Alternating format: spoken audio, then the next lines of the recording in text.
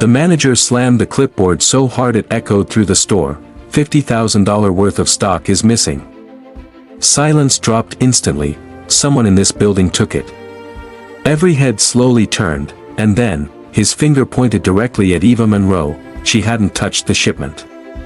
But suddenly, she was the guilty one. Eva froze in the middle of City Mart, one of New York's busiest supermarkets. The air felt heavier than usual, like the entire building had just shifted against her. Customers nearby stopped shopping. Workers stepped out from behind aisles. The morning rush died in seconds. Mr. Reynolds, the store manager, was already furious. His face was tight, his voice sharp. This is a serious loss. Electronics, skincare products, premium groceries. Everything is gone. That shipment was tracked and signed for. So where is it? Eva's heart pounded. She had nothing to do with the shipment. She was only part of the morning shift team. But she already knew how this would look. In situations like this, people don't look for truth first, they look for someone to blame, and right now. She was the easiest target. Whispers started immediately. I heard she was near the storage area yesterday. Maybe she knows something. She's always so quiet. Suspicious if you ask me. Eva's hands tightened slightly at her sides. She forced herself to breathe. Panic would only make her look guilty. Then Nina stepped forward. Nina had always smiled at her before. Always friendly. Always helpful. But today was different. Her smile was soft, almost too calm. Like she was watching a plan unfold. She was near inventory yesterday evening, Nina said gently, tilting her head. I remember because I asked her for help. That was it. One sentence. Not an accusation, but enough to plant doubt. Eva felt it immediately. A shift in the room. Eyes narrowing. People reevaluating her. Then came the final blow. Security cameras are down for maintenance, another staff member announced. Silence again. Worse this time, Mr. Reynolds exhaled sharply. Perfect timing, he muttered. Then his eyes locked on Eva again. Where were you during the shipment check? Eva's throat tightened. She could feel it now. She wasn't just being questioned, she was being positioned, set up, framed. But even in the chaos, something inside her didn't break, it sharpened. Because Eva Monroe understood something very important. If someone was bold enough to frame her, then they were still inside the building, and she was going to find them. Eva didn't run. She didn't argue. She simply walked back into the aisle. But everything had changed. The store no longer felt like work, it felt like a trap. And she was standing in the center of it. Whispers followed her everywhere like invisible shadows. Every time she passed a shelf, conversations dropped slightly. Every glance felt heavier than the last. Eva could feel it clearly now. Someone had planted her name in a story she didn't write. She slowed her breathing and focused. Panic was dangerous. Reaction was even more dangerous. Whoever set this up was watching closely, waiting for her to slip. Eva began moving through the store with quiet purpose. She wasn't just working anymore, she was observing everything. The storage aisle, the staff movements, even the smallest change in shelf arrangement now mattered, and then she noticed it. A box slightly out of alignment, a storage log page that looked retaped, and a missing timestamp that shouldn't be missing. Small details, but together, they formed something unsettling. Someone had been adjusting records, on purpose. Nina appeared again near the cleaning aisle. You okay? She asked softly, tilting her head. But her eyes didn't match her voice. They stayed fixed, sharp, measuring Eva's reaction. Eva gave a small nod. I'm fine. Nothing more, because she had already learned something important. The real danger doesn't ask direct questions. It tests your response. By mid-morning, Eva had started building mental notes. Who entered storage? Who avoided eye contact? Who suddenly became too helpful after the accusation? Patterns were forming, and one name kept repeating in her mind. Harper, a quiet night shift worker who always had access to restricted stock areas. but she didn't jump to conclusions. Not yet. Instead, she watched, and waited, because whoever was behind this didn't just steal stock, they understood timing, and even needed to think like them if she wanted to survive this. By the end of the shift, she made her first silent decision. She would not defend herself with words, she would defend herself with evidence, and the real thief had already made a mistake. They had underestimated her ability to see patterns. That was going to cost them everything. Eva knelt behind the storage crates, her fingers touched something hidden, paper. Torn, her heartbeat stopped for half a second, then it sped up, because she knew what she had found, a mistake. She pulled it out carefully, a torn receipt partially hidden under a crate. At first glance, it looked ordinary. But Eva's eyes caught what others would miss. The numbers didn't match any official shipment record. Someone had tried to destroy evidence. But rushed it. Eva stood slowly, glancing around the storage room. Empty. Too quiet. That silence now felt intentional. She slipped the receipt into her pocket. Her mind replayed everything. Mr. Reynolds' accusation, Nina's careful statement, the broken camera system. Too many coincidences stacking together. This wasn't random theft, this was planned. Eva began tracking movement patterns mentally. Who had access during night shifts? Who volunteered for storage duties without being asked? Who stayed unusually calm during chaos? One name stood out again, Harper. He worked night shifts.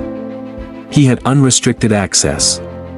And most importantly, he was absent during critical inventory movement hours. Eva didn't confront anyone. Not yet. Instead, she returned to her station and behaved normally. She smiled when needed. Worked when required. Stayed invisible, because the smartest move in chaos is to look harmless. Nina passed again, slower this time. You seem focused, she said lightly. Eva smiled faintly. Just tired. But inside, her mind was already connecting pieces, the torn receipt. The missing logs. The broken cameras. The timing gaps. Someone inside the store didn't just steal, they carefully erased themselves from the story. But they forgot one thing, Eva was trained to notice what people ignore.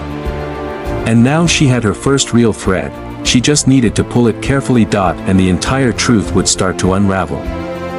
Eva didn't chase the thief, she didn't confront them, she studied them, every movement, every routine, every mistake they thought was invisible, and then she set the trap. For 2 days, Eva observed Harper carefully. He moved normally on the surface, calm, quiet, efficient. But Eva noticed something strange.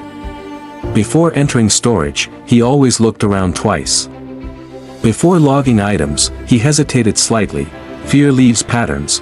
Eva decided it was time to confirm her suspicion. She created a decoy, a box of high-value goods placed quietly in storage, marked with a tiny hidden sticker only visible under specific angle lighting. To anyone else, it looked normal, but to Eva, it was a signal. That evening, she positioned herself at a distance and started recording on her phone. Minutes passed. Then Harper appeared. He paused near the storage door. Looked left. Looked right, then stepped in. Eva held her breath. He moved directly toward the marked box. Her fingers tightened around her phone, and then, it happened. He reached for it. Clicked it open. And began shifting items. Eva recorded everything, every movement. Every hesitation. Every second of guilt captured without interruption. But she didn't stop him. Not yet. Because exposure wasn't about catching someone once, it was about letting them expose themselves completely. From a distance, Nina appeared again. Watching. Not interfering. Just observing too closely. Eva lowered her phone slowly. Now she had proof, real proof, and Harper had no idea his downfall had already begun. Eva didn't rush, she didn't celebrate, she didn't even blink, because catching him was not enough. Exposing him too early would destroy everything. So she did the most dangerous thing of all. She stayed quiet. Eva sat at the break room table, sipping coffee she didn't taste. Around her, co-workers laughed softly. pretending the morning accusation never happened. But the air had changed. Everyone knew something was coming. Harper was still working. Still pretending.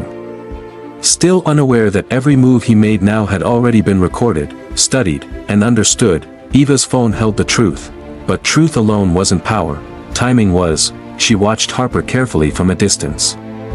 He moved with false confidence, but Eva noticed it now, the small signs of anxiety. The extra glances. The slight hesitation before opening storage doors. He was getting comfortable again. That was dangerous. Eva began shaping the environment around him without touching him directly. She asked harmless questions near him, about shipment timing, delivery schedules, inventory checks. Each question was designed to make him respond under pressure, and it worked. Harper's answers became inconsistent. His tone changed slightly when certain topics came up. Small cracks began forming in his confidence. Meanwhile, Nina continued observing both of them.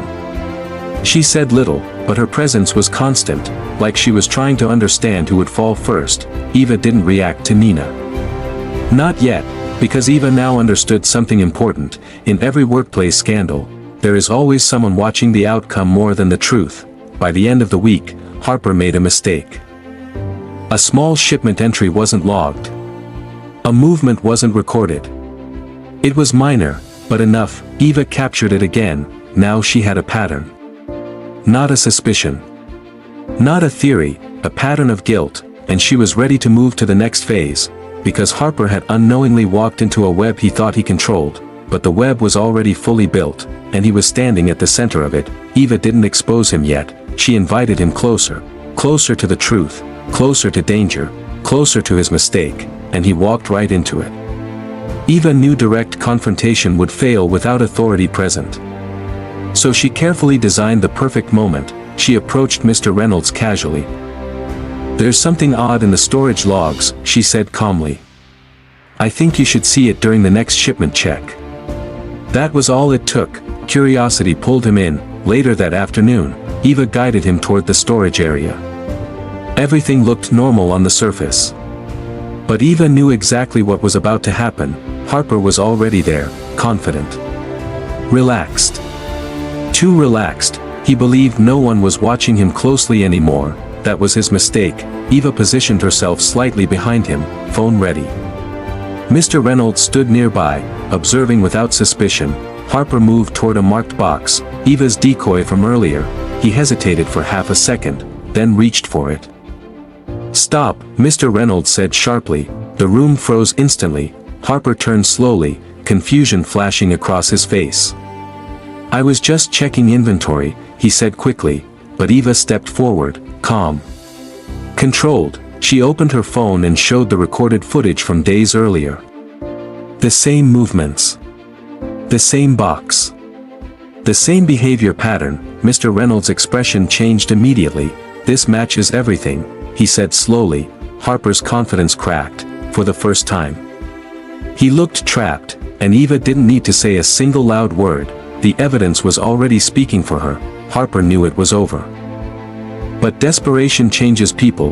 It makes them dangerous, unpredictable, and reckless. Eva could see it in his eyes. He was not done yet. After the confrontation, Harper tried to regain control. He moved quickly through the store, speaking too fast, explaining too much. But every word sounded weaker than the last. Eva didn't follow him immediately. She waited, because desperate people always reveal their final mistake, and Harper did exactly that. Later that day, he slipped into the office area. Quiet. Nervous. Trying to access shipment logs. He was trying to erase something. Eva followed at a distance, already recording. Harper opened the system.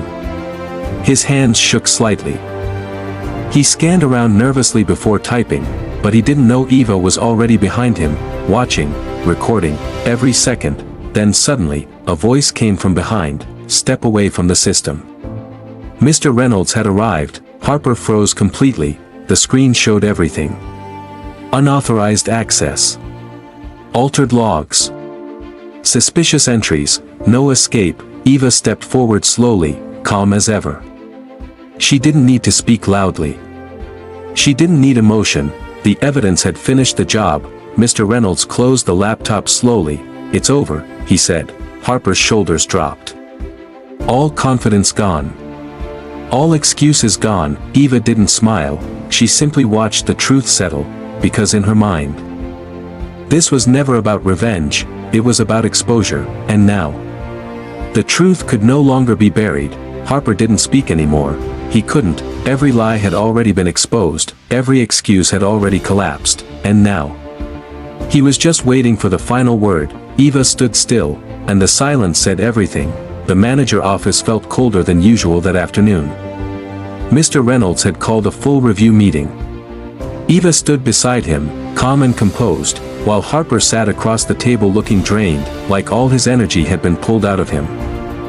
On the desk were printed logs, marked boxes, and Eva's phone with video evidence ready to play again if needed. Everything was laid out like a courtroom. "Let's go through this carefully," Mr. Reynolds said firmly. Harper tried to speak first. "I was only—" "Stop," Mr. Reynolds cut him off sharply. The room went silent. Eva didn't move. She didn't interrupt. She simply observed, because she knew something important. When people are guilty, they don't need pressure. They collapse under their own contradictions. Mr. Reynolds opened the files one by one, missing shipment records, altered timestamps, unauthorized access logs, video evidence of suspicious movement. Each piece removed another layer of Harper's defense. Harper's breathing became uneven. His hands shook slightly on his lap. "I didn't steal anything," he finally said, but his voice lacked strength. Eva finally stepped forward, calm, controlled. She played the footage again. The storage room. The marked box. His repeated behavior patterns, no emotion. Just facts. That was the moment everything ended. Mr. Reynolds leaned back slowly. "Harper. This is not a mistake. This is a pattern." Silence. Then the final sentence came, "You are terminated effective immediately." Harper closed his eyes briefly. No argument. No fight left, just defeat. Outside the office, staff gathered quietly, watching as the truth settled over the store like a heavy cloud lifting. Eva didn't smile. She didn't celebrate, she simply exhaled, because the truth had finally done what it always does in the end. It revealed itself. The store felt different the next morning, quieter, heavier in a strange way, like something had finally ended, but not everyone had moved on. Whispers still lived in the aisles, and Eva could feel every one of them. Harper was gone, but his absence left behind tension like smoke that hadn't fully cleared. Staff moved slower, spoke softer, and watched each other more carefully than before. Eva walked through the aisles as usual. Same uniform. Same routine. But now, every glance followed her. Some were respectful, some were nervous, and some were clearly uncomfortable with how much she had uncovered. Nina approached her near the cleaning aisle. For once, her expression wasn't playful or guarded. It was different, slightly serious. "You were right," she said quietly. "About everything." Eva nodded gently. "I didn't guess. I observed." Nina exhaled softly, as if releasing tension she had been holding for weeks. Still. That was intense. Eva didn't respond immediately. She simply adjusted a shelf item and continued working, because she understood something most people didn't. The job wasn't over when the truth was revealed, it was over when trust returned. Mr. Reynolds called her aside later that day. His tone was calmer now. "You handled this better than most managers would," he admitted. "We avoided a bigger crisis because of you." Eva nodded. "We just needed the truth to surface." But even as things settled, Eva stayed alert, because experience had taught her something important. When one hidden problem is exposed, there is usually another one nearby, and she wasn't going to ignore what she might see next. As she left work that evening, she looked back at the store one last time. The same aisles, the same shelves, but now, she saw them differently. Not as a workplace, but as a system, and systems always have weaknesses. The store was quiet again, too quiet this time. No panic, no shouting, no suspicion in the air, just normal work. Finally restored, But Eva knew something had changed forever. Eva sat at her register that evening, watching customers come and go like nothing had ever happened. But she remembered everything. The accusation. The silence. The betrayal. The pressure of being watched for something she didn't do. Harper was gone. Kevin had been disciplined. The missing shipment scandal had finally closed. But the emotional weight of it still lingered in the store walls like invisible dust. Nina approached slowly, no smirk this time. "No games, everything feels normal again," she said softly. Eva nodded slightly. "It only feels normal because the truth came out." Nina looked down. "I used to think you were just quiet. But you were watching everything." Eva gave a faint, calm smile. People always talk too much when they think no one is paying attention. That was her strength, not speed, not anger, not confrontation, observation. Later, Mr. Reynolds walked past her register and stopped. "You turned a disaster into control," he said. "Most people would have broken under that pressure." Eva replied softly, "Pressure only breaks what isn't built properly." That night, as she prepared to leave, Eva looked around City Mart one last time. The same shelves, the same lights, the same people, but she was not the same anymore. She had learned something powerful. Truth doesn't always win loudly. Sometimes it wins quietly, step by step, and she had become someone who could see through silence itself. Eva stepped out of the store into the night air, calm and unshaken, because now she knew, she didn't just survive betrayal, she mastered it. Life lesson. In life, the loudest accusations are not always the truth, and the quietest people are not always weak. This story teaches that patience is stronger than panic, observation is more powerful than emotion, silence can expose what words cannot, and truth always reveals itself in time. Never rush to defend yourself with noise. Build your case with clarity, calmness, and discipline, because in real life, the smartest person in the room is often the one who says the least and notices the most. If you enjoyed this story, please don't forget to like, comment, and subscribe for more powerful stories, filled with betrayal, suspense, and smart revenge twists. Tell me in the comments, would you stay quiet like Eva. Or confront immediately?